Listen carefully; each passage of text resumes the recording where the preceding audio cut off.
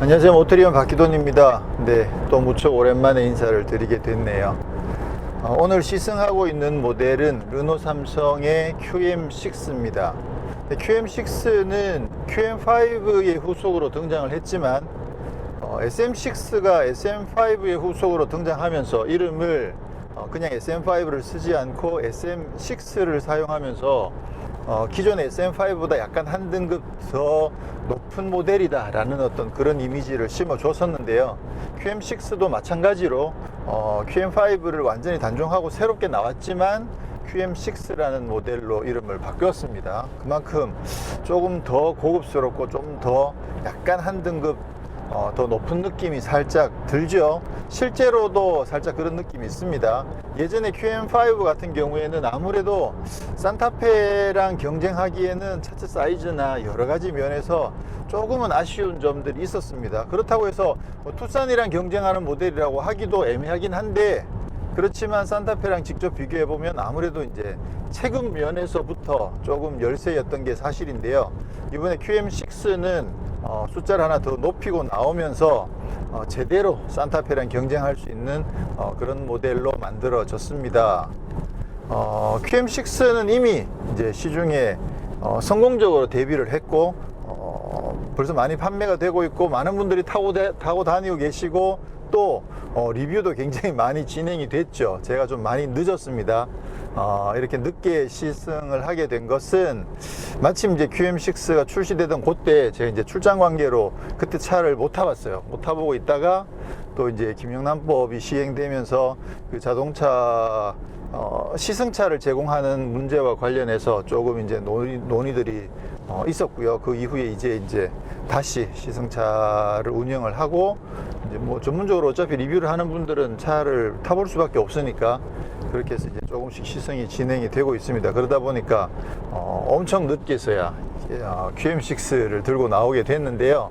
이미 많은 분들이 리뷰를 하셨고 또 실제로 타시고 계시는 분들이 많기 때문에 뭐 큰 의미가 없을 수도 있습니다. 그리고 또 다른 분들의 리뷰랑 큰 차이가 없을 수도 있긴 합니다만 저도 또 이제 차가 궁금해서 차를 타보게 됐고 나름대로 이제 저의 소감을 간단하게 전달해 드리는 식으로 리뷰를 진행을 하겠습니다.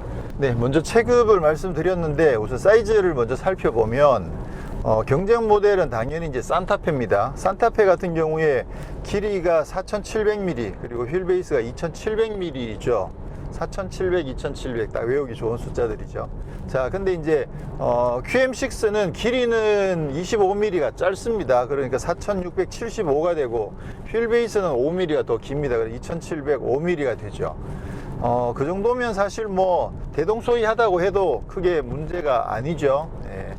이전에 QM5 같은 경우는 차체 사이즈가 많이 작았었는데 그거에 비하면 이제 제대로 산타페와 경쟁할 수 있는 그런 사이즈가 됐습니다. 그래서 뭐 사이즈 면에서 이제 대동소이한 그런 체격을 갖추게 됐고요. 사실 이제 그 동급이라고 할 수 있는 기아차의 모델은 이제 소렌토가 되지 않습니까? 근데 소렌토 같은 경우는 좀 특이한 케이스죠. 그 1세대 소렌토는 2.5L 디젤을 달고 나오면서 산타페보다 약간 위급으로 포지셔닝을 했었고요. 현대기아가 합치고 난 다음에 2세대 소렌토는 산타페랑 그 플랫폼을 공유를 하다 보니까 같은 2700mm 휠 베이스의 사이즈가 거의 같았습니다. 거의 같고 디자인적으로만 차이가 나는 그런 모델이었었는데 이번에 3세대 소렌토가 나오면서 플랫폼을 같이 쓰는데도 불구하고 휠 베이스를 확 늘렸죠. 그러다 보니까 소렌토 같은 경우는 산타페보다 약간 더 큰 사이즈의 약간 위급으로 포지셔닝하는 그런 전략을 사용하게 됐습니다. 그래서 뭐 구체적으로는 소렌토가 현대 산타페와 맥스 크루즈 중간 정도에 들어가는 그런 사이즈를 가지고 있으면서 나름 그 차체 사이즈 면에서 우위를 점하고 산타페랑 경쟁하는데 사이즈는 좀 더 크니까 그런 점에서 소렌토가 상당히 큰 인기를 얻고 있죠. 그러다 보니까 뭐 이 차랑 비교를 하더라도 소렌토는 조금 더 큰 사이즈가 되면서 아주 직접적으로는 이제 산타페랑 경쟁하는 모델이다 이렇게 봐야 될 것 같고요. 디자인은 사실 산타페도 디자인 자체가 워낙 잘 나왔죠. 아주 뭐 군더더기 없이 정말 정갈한 사이즈, 정갈한 디자인을 가지고 있는데 QM6는 SM6에서 물려온 그 디자인을 그대로 가져오면서 뭐 디자인적으로는 상당한 호평을 받고 있습니다. SM6도 뭐 디자인에서 상당히 인기를 얻고 있고, 그러다 보니까 QM6도 기존에 이런 형태의 SUV를 좀 만나보기 힘들었을 정도로 디자인 면에서 상당히 이제 호평을 받고 있는 상황이고요. 개인적으로는 보통 이제 앞쪽 펜더 위에 구멍, 마감이라고 이야기하는 그 구멍을 뚫을 경우에는 펜더 살짝 뒤쪽에 이렇게 뚫거나 아니면 거기에다 뭔가 장식을 더하기 마련인데, 이 차 같은 경우는 문짝으로 넘어와 가지고, 그렇죠, 문짝으로 넘어와서 거기에다 장식을 달아 놓은 게 약간은 특이하다, 네, 이런 느낌이 좀 듭니다. 근데 전반적으로 뭐 디자인에 대해서는 뭐 대체로 호평인 것 같아요. 그래서 뭐 산타페 좋아하시는 분들, 또 QM6 좋아하시는 분들, 그냥 디자인은 뭐 자신의 선호에 따라서 선택하시면 될 것 같고요. 자, 인테리어도 디자인이 상당히 잘 나왔습니다. SM6 같은 경우에는 상당히 고급스러운 느낌이 굉장히 강했죠. 특히나 이쪽 조수석 글로우박스 위쪽에 거기에다가 가죽을 입히고 스티치까지 넣으면, 와, 인테리어는 정말 고급스러운 느낌을 전달했었는데, 이 차 같은 경우는 그 정도는 아니에요. 이제 플라스틱이 덮이고 하다 보니까 플라스틱 질감이나 이런 패턴이 그 정도로 고급스럽진 않은데, 근데 재질의 문제이지 형상으로서는, 디자인상으로는 뭐 상당히 잘 되어 있습니다. 특히 이제 아무래도 SUV다 보니까 이 실내의 위아래 폭이 좀 더 길죠. 그러다 보니까 이 세로로 서 있는 센터페시아 모니터가 좀 더 잘 어울리는 그런 형상을 가지고 있고요. 또 이쪽에 손은 이게 뭐죠? 이렇게 약간 기둥처럼 두 개의 기둥이 이렇게 비스듬하게 나와 있는 이 부분, 이게 이제 예전 1세대 아우디 TT에서부터 시작됐던 그 디자인의 흐름인데, 이 디자인을 가지고 있으면서 상당히 좀 전체적으로 약간 고급스러운 그런 느낌이 상당히 잘 살아 있습니다. 그리고 SM6랑 차이점이라고 할 수 있는 부분은 이 센터 터널이, SM6 같은 경우에는 기어 레버 부분이 약간 이렇게 불룩하게 튀어 올라와 있었거든요. 그랬는데 QM6는 아주 그냥 평평하게 다듬었습니다. 평평하게 다듬으면서 이쪽이 사실 훨씬 더 고급스럽다는 생각이 듭니다. 개인적으로는 약간 불룩하게 기어 레버 부위가 불룩하게 올라와 있었던 SM6보다는 평평한 QM6 쪽이 디자인적으로 훨씬 더 낫다라는 생각이 들고요. 계기판이나 스티어링 휠, 또 뭐 기어 레버 모양, 이런 부분들은 SM6랑 큰 차이가 없습니다. 시트는 몸을 상당히 잘 잡아줍니다. 그래서 좀 약간 등을 감싸는 듯한 느낌이 상당히 좋아가지고 전체적으로 시트에 대해서는 아주 고급스럽진 않지만 디자인이나 아니면 기능적인 측면에서 나름 괜찮다라는 생각이 들고요. 실내 공간은 뭐 산타페랑 휠베이스가 불과 5mm 정도밖에 차이가 안 나니까 공간상에서는 상당히 넉넉하고요. 근데 2열이 공간은 상당히 넉넉하게 잘 나온 것 같아요. 다만 아쉬운 부분은 많은 분들이 이제 말씀하셨던 것처럼 2열 시트에 리클라이닝 기능이 적용이 되지 않는다라는 점, 그 점이 조금 아쉽다라는 생각이 들겠죠. 네, 지금 시승하고 있는 모델은 그레이드가 RE 시그니처에 완전 풀옵션 사륜 구동까지 적용된 그 모델을 지금 시승을 하고 있고요. 파노라마 선루프까지도 적용이 되어 있고, 이제 RE 시그니처가 제일 상급 트림이죠. 그래서 가격이 3,300만 원에 해당이 되는데, RE 시그니처에서는 대표적으로 보스 오디오 시스템과 냉방 시트, 전자식 파킹 브레이크, 이런 것들이 다 적용이 되어 있습니다.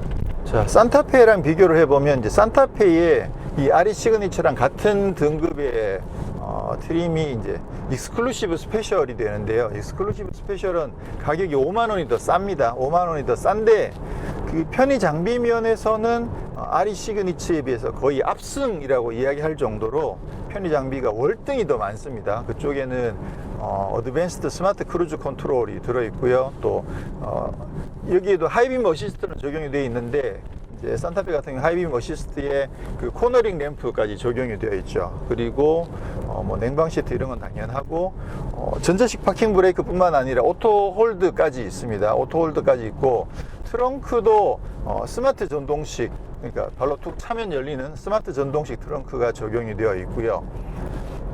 그러다 보니까 전체적으로 그 편의 장비 면에서는 산타페가 월등히 더 앞선다 이렇게 말씀드릴 수가 있겠습니다. SM6 때는 그나마 이제 헤드업 디스플레이랑 또 어드밴스드 스마트 크루즈 컨트롤이 적용이 되어 있었죠. 물론 이제 스마트 크루즈 컨트롤이 그 세대가 약간 한 등급 낮은 그런 세대의 구형 세대 그레이드이긴 합니다만 어쨌거나 적용이 되어 있으면서 편의 장비 면에서도 크게 부족하지 않다라는 평가를 받았었는데 QM6 같은 경우는 이제 스마트 크루즈 컨트롤이 빠지고 그러다 보니까 약간은 산타페 대비 편의 장비 면에서는 좀 많이 열세다라는 평가를 받게 될 것 같고요.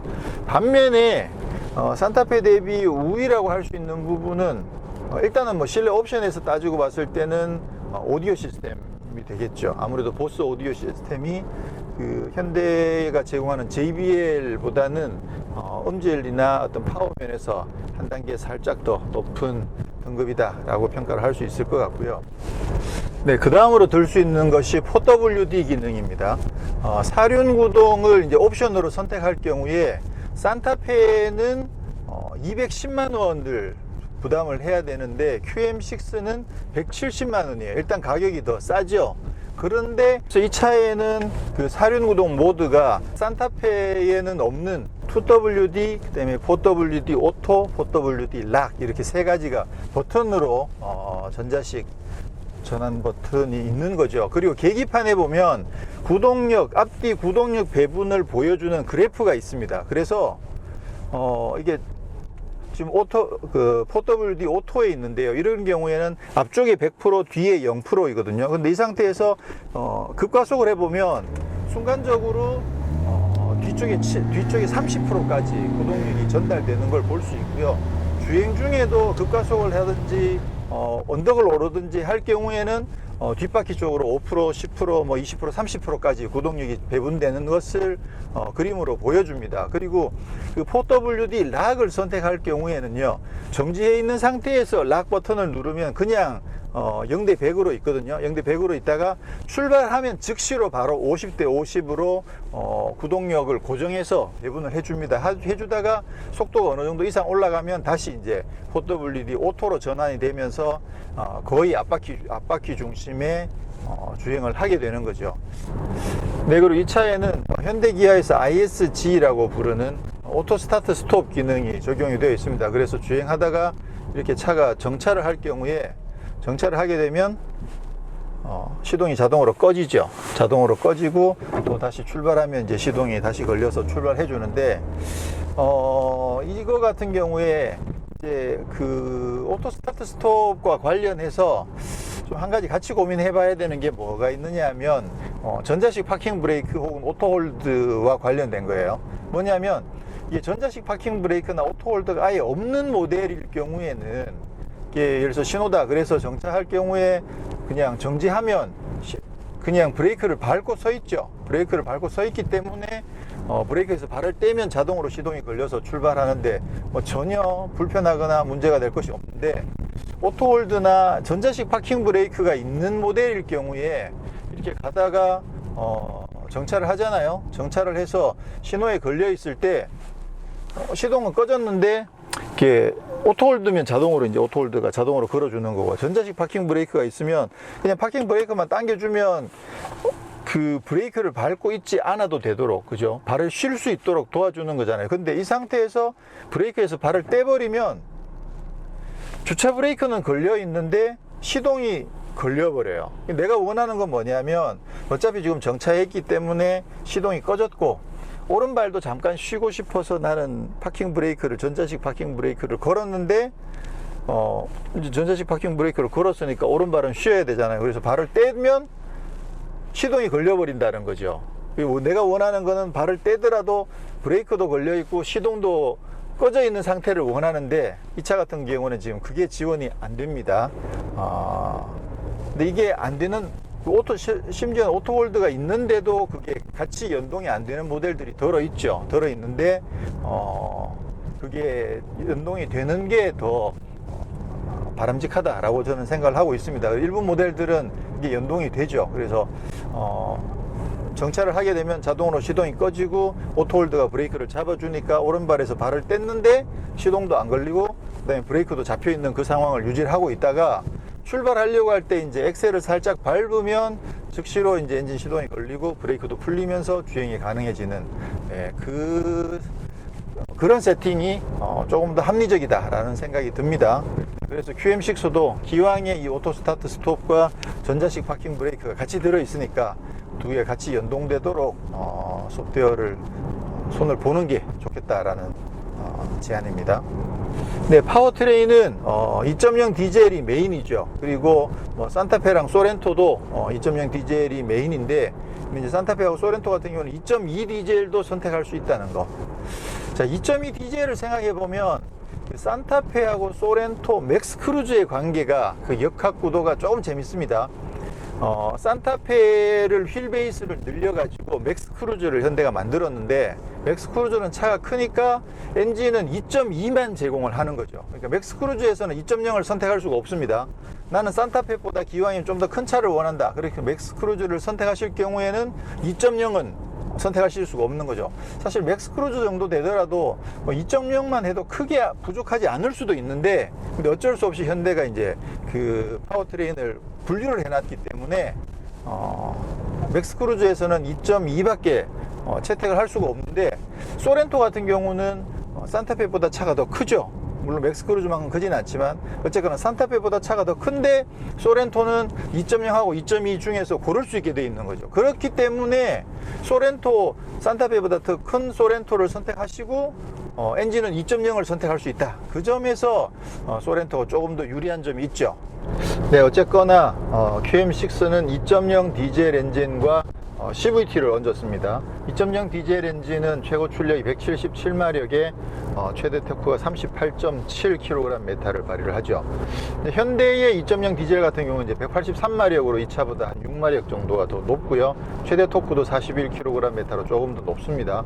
그러면 뭐 대동소이하긴 합니다만 어쨌거나 엔진 출력 면에서는 현대가 살짝 더 높습니다. 근데 전반적으로 2급에서 2.0 디젤 엔진이면 사실 뭐 넘치지도 부족하지도 않은 딱 적당한 수준이어서 이 차도 뭐 크게 뭐 부족하거나 그러진 않습니다.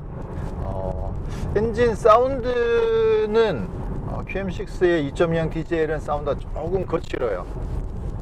아이들링 때도 사운드가 그다지 이렇게 좀 깔끔한 느낌이 들진 않고 좀 약간 거친 느낌이 들어서 사운드 면에서 그다지 매력은 별로 없고요. 그냥 뭐 그러려니 해야 되는 수준이죠. 그렇다고 해서 뭐 예전 디젤만큼 아주 시끄럽거나 진동이 있는 그런 수준은 아니어서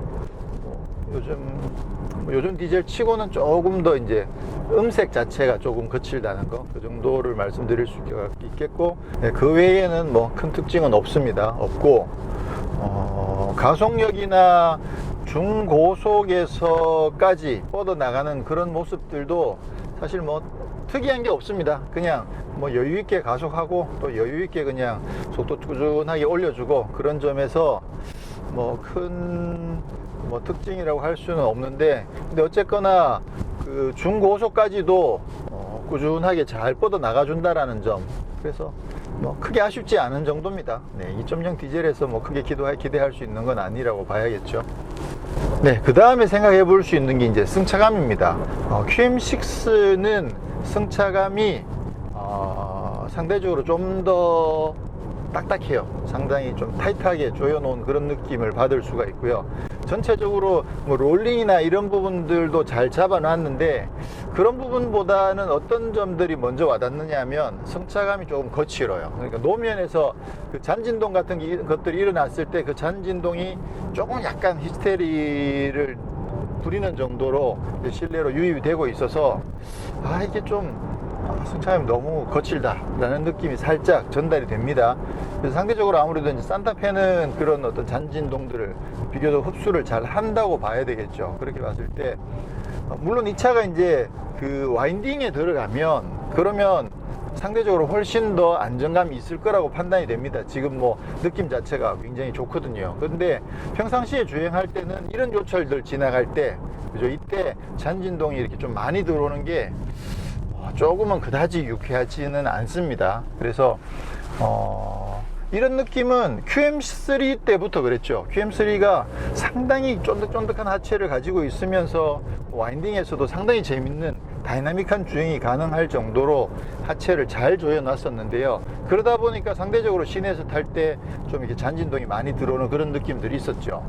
이거보다 먼저 나왔던 이제 세단이긴 합니다만 SM6 같은 경우에도 기본적으로 약간 그 프랑스 성향의 그런 하체를 가지고 있는 데다가 또 후륜에 AM 링크까지 적용이 되다 보니까 약간 고급스럽지 못한 이 차처럼 잔진동이 많이 들어오진 않지만 아무래도 그 고급 중형 세단에서 기대하는 그런 수준만큼의 아주 부드럽고 매끈한 그런 승차감은 아니었었는데, 지금 이 QM6도 이 차는 이제 후륜을 이게 이제 SM6랑 같은 플랫폼에서 개발되긴 했습니다만 아무래도 차가 이제 커지면서 공간상의 여유가 있다 보니까 후륜에 AM 링크가 아닌 멀티 링크를 적용을 했거든요. 그래서 아마 상대적으로 좀 더 승차감이 더 나아지지 않았을까라고 기대를 했는데 웬걸 의외로 이 차도 SM6랑 큰 차이가 없을 정도로 승용차랑 큰 차이가 없다라고 하면 좋은 건가? 네, 뭐 그렇게 해석할 수도 있겠는데, 그런 느낌보다는 어쨌거나 조금 더 고급스러운 주행감을 나타내지 않을까라고 생각했는데 의외로 이 차도 상당히 타이트하면서 그 요철의 잔진동들이 실내로 좀 많이 유입이 되는 그런 성향을 띠고 있습니다. 주행 안정성 면에서는 확실히 더 좋을 거라고 보여지고요.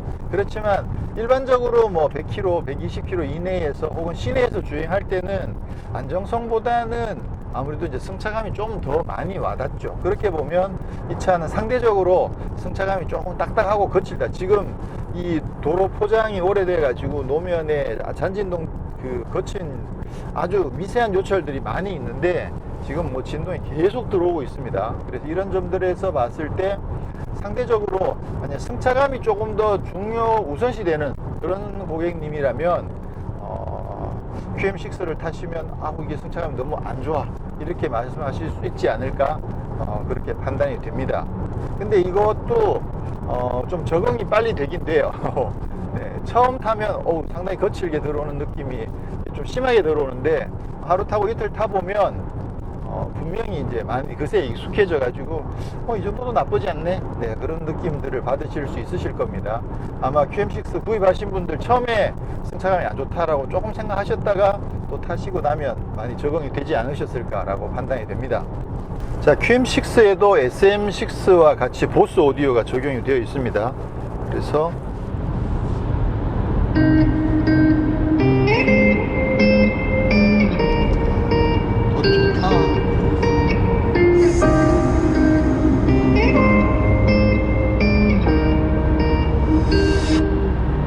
나의 두 눈을 감으면 떠오르는 그 눈동자 자꾸 가슴이 시려서 잊혀지길 바랬어.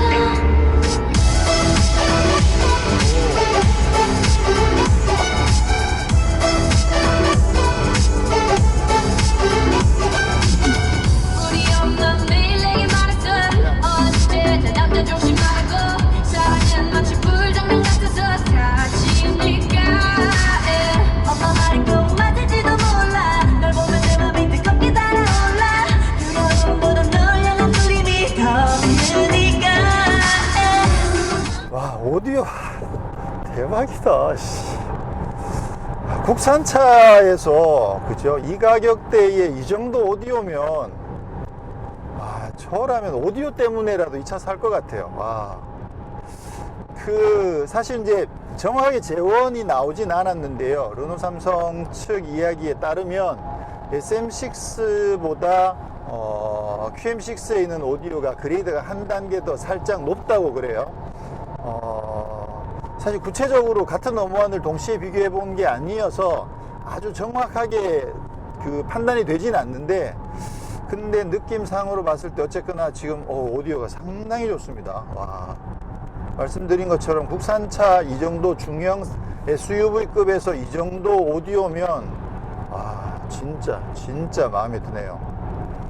근데 뭐 보스 오디오가 늘 그렇듯이 아무래도 살짝 비트 있는 그런 음악들을 듣기에 좀 더 적합합니다. 근데 아까 이제 그 도깨비 OST에 있는 그 음악 같은 경우에는 앞부분에 그 연주하는 음색들이, 그 악기의 음색들이 상당히 좀 특이하죠.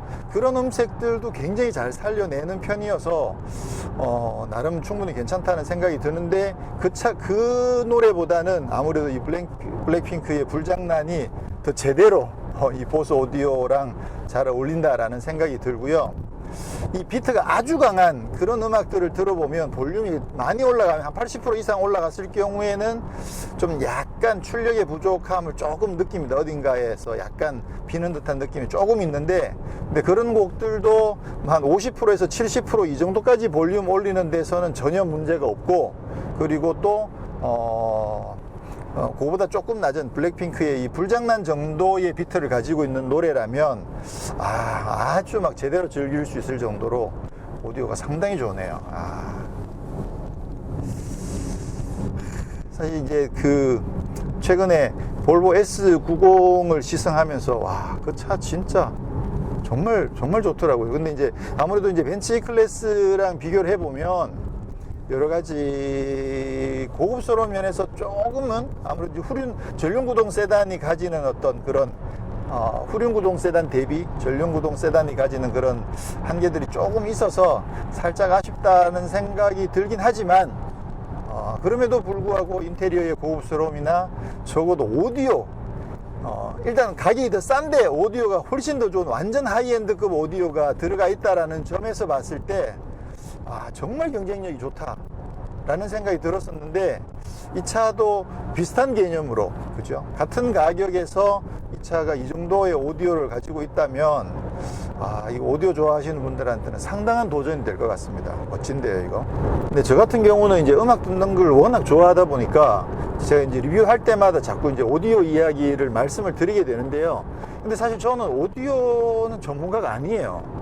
사실 거의 뭐 막귀보다 조금 더 낫다라고 하는 수준, 그 정도일 수밖에 없긴 한데, 근데 자꾸 말씀드리게 되는 게, 사실 제가 이제 오디오 매니아도 아니거든요. 홈 오디오 이쪽은 제가 전혀 제대로 뭐 리뷰를 해본 적도 없고, 기기들을 다양하게 세팅을 바꿔가면서 들어본 적도 없어서 그쪽은 정말 완전 거의 문외한이에요. 그냥 관심만 있을 뿐이지 문외한에 가까운데, 다행히 저 같은 경우에는 이제 시승을 거의 한 15년 정도 하다 보니까 자동차에서 오디오가 안 달려있는 차는 사실 거의 없잖아요. 아주 특별한 모델들, 아예 오디오가 없는 모델들도 있긴 있습니다만, 저 같은 경우는 지난 15년 동안 리뷰하면서 오디오가 안 달려있었던 차가 과연 한두 대 있었을까? 기억이 안 날 정도로 거의 없고, 또 거의 대부분 다 이제 오디오도 들어보거든요. 그러다 보니까 그 차들 중에는 거의 뭐 옵션가가 막 1,000만 원에 해당되는 그런 뭐 뱅앤 올룹슨에서부터 시작해서 정말 완전 하이엔드 그런 오디오들도 있고, 또 보급형 중에서 가성비가 좋은 오디오도 있고, 또 어떤 경우는 정말 아주 그냥 기본적으로 들어있는 그런 오디오들까지 정말 다양한 오디오들을 나름 체험해 볼 수 있는 그런 기회들이 있다 보니까, 거기에서 약간 축적된 그런 판단력 같은 게 조금 생긴 거죠. 그래서 이제 자꾸 오디오를 말씀드리는 거고, 저도 또 관심이 있다 보니까 저 같은 경우에는 아무래도 오디오가 좀 더 좋으면 좀 더 많이 호감을 가지게 되거든요. 특히나 이 차처럼 뭐 이 정도 가격대, 이 정도 그레이드에서 이 정도 수준의 오디오를 장착하고 있다 그러면 사실 상당히 호감이 되는, 그 플러스 점수를 상당히 많이 받을 수 있는 그런 부분이 되어서, 그래서 아무래도 이제 뭐 저뿐만 아니고 오디오 좋아하시는 분들 많이 있으실 거 아니에요. 근데 요즘 같은 경우에 사실 가정에서 오디오를 제대로 듣기가 또 쉽지가 않죠. 가정에서 제대로 오디오 들으려면 뭐 다 갖춰야 되는데, 뭐 그러긴 또 쉽지 않으니까, 그렇게 따지고 보면 차 안에서 이동하는 동안에 음악을 즐기는 거 사실 상당히 어떤 호사스러운 그런 취미라고 할 수가 있는데, 근데 이런 오디오가 기본으로 장착되어 있다. 그러면 뭐 아주 금상첨화라고 할 수가 있겠죠. 네, 오늘은 아주 따끈따끈하지 않고 출시된 지 시간이 좀 한참 지난 QM6를 시승을 해 봤는데요. 아무래도 많은 분들이 고려하시고 또 선택을 하시는 상당히 대중적인 모델인 만큼 경쟁 모델들과 비교를 했을 때 어떤 장단점들이 있고 또 내 라이프 스타일 또는 내 환경에는 어떤 모델을 선택하는 게 좀 더 나을까, 그런 부분에서 많은 고민들을 하시지 않을까라는 생각이 되고, 그렇게 봤을 때 오늘 리뷰도 약간 그쪽에 포커싱을 맞춰서 리뷰를 한 감이 있습니다. 이미 많은 분들이 다 알고 계실 거라고 생각했기 때문에. 그래서 결론을 내보면 사이즈 면에서는 큰 차이가 없습니다. 그리고 디자인적인 측면은 그냥 산타페가 예쁘다고 생각하시는 분은 산타페를 고르시고, QM6가 예쁘다고 하시는 분들은 그냥 QM6를 고르시면 될 것 같습니다. 자, 파워트레인에서도 뭐 큰 차이는 없습니다. 큰 차이는 없다고 보여지고, 산타페가 출력이랑 토크가 조금 더 높긴 합니다만, 그 다음에 편의 장비. 네. 편의 장비 면에서 나는 스마트 크루즈 컨트롤 중요해, 오토홀드 중요해, 스마트 트렁크, 쇼핑 자주 다니시는 분들, 또 여성분들, 이런 분들은 사실 스마트 트렁크 있으면 엄청나게 편리하죠. 그런 것들이 중요하다고 생각하시는 분들은 그냥 100% 산타페입니다. 그거는 산타페가 압승입니다. 압승이고, 저처럼 음악 좋아하시는 분들은 QM6가 조금 더 우위에 있습니다. 이게 전체적으로 봤을 때 이제 뭐 산타페나 QM6나 상당히 비슷비슷한 경쟁력을 가지고 있고, 서로 다른 어떤 특장점들을 가지고 있어서 자신의 라이프 스타일에 맞는 그런 모델을 선택하시면 될 것 같고요. 그리고 또 하나 중요한 건 뭐냐면, 그동안 지금까지 현대 기아차 외에 예를 들어서 뭐 어떤 이유에서든 나는 현대 기아차가 아닌 다른 SUV를 구입을 하고 싶다 라고 생각하시는 분들이 선택할 선택지가 너무 부족했어요. QM5도 약하고 또 캡티바도 너무 약했죠. 그래서 그런 분들이 이제 어쩔 수 없이 현대 기아를 선택하셨거나, 아니면 어쩔 수 없이 QM5나 캡티바를 선택하셨던 분들에게는 이제는 좀 더 경쟁력이 있는 대안이 나왔다라는 점이 굉장히 중요한 점이다라고 볼 수가 있습니다. 그래서 뭐 그런 분들은 그냥 아주 편하게 QM6를 선택하시면 되니까 정말 좋죠. 잘 나왔죠. 그런 점이 상당히 중요하다라는 생각이 들고요. 자, QM6가 SM6에 이어서 르노 삼성에 상당히 큰 힘이 되어주고 있습니다. 자, 르노 삼성이 SM6와 QM6를 통해서 새롭게 재기한 부분도 상당히 의미가 있습니다. 사실 그동안 르노 삼성이 삼성자동차에서 시작을 해가지고 굉장히 큰 호응을 받으면서 나름 성장을 잘 하고 있다가 정말 아주 어려운 시기로 빠져들어 버렸죠. 그러면서 과연 이제 르노 삼성이 과연 다시 살아날 수 있을까?